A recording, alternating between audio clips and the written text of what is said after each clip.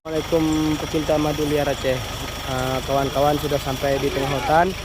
Ini saya dalam keadaan kurang sehat. Insya Allah kami akan tetap bertempur demi mencari stok madu. Ya, kawan-kawan kami di sini. Ini sungai, inilah dia keadaan alam rimba. Insya Allah si garang kita bertahan di jalur seperti ini.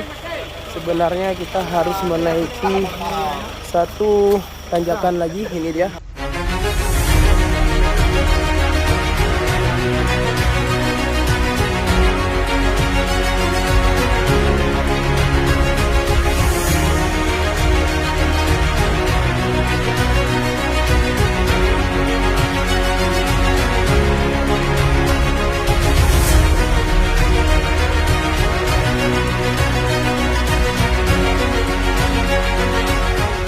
Assalamualaikum pecinta madu Selawandara. Nah, ini proses pemukulan pating. Nah, ini udah setengah pohon. Insyaallah ini sarangnya ada sekitar 70 sarang.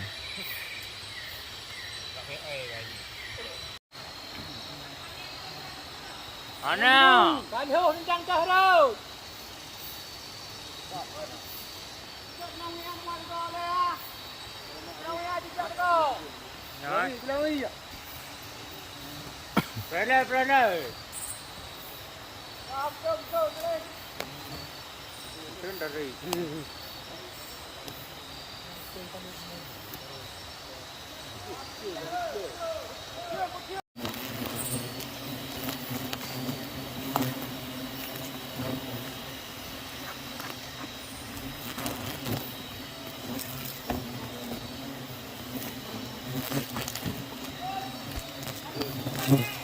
Anam tunggu dah. Anam tunggu. Ah.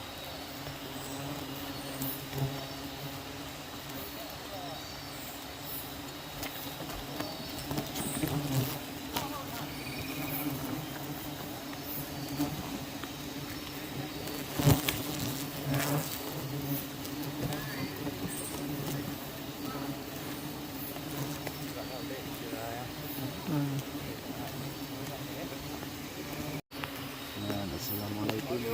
Ini proses pemanenan madu Selawandara. Ini kita lokasi kita panen di Lamno.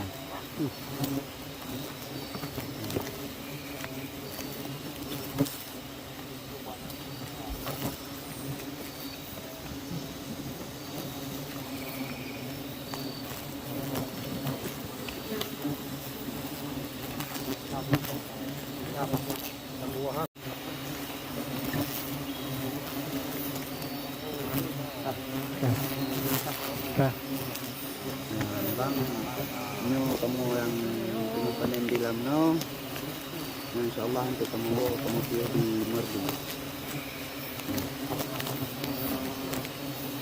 Nanti kita agak itu saya pernah kata lagi.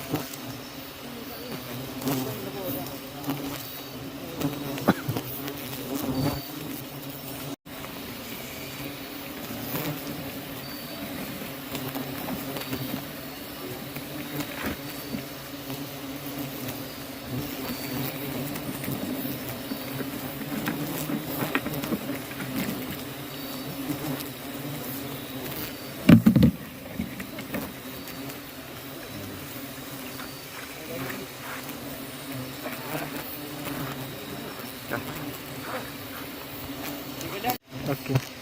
Assalamualaikum payuknya. Kamu panen di Jansho. Aku di Jansho di Lamno.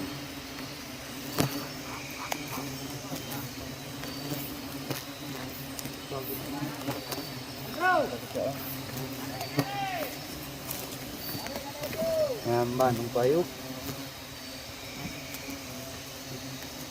Orang nor.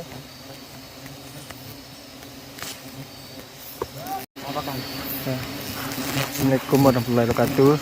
Sahabat pecinta madu Selawandara. Ini kami lagi memanen pada tanggal 4 Maret yang berlokasi di Lamno, Aceh Jaya.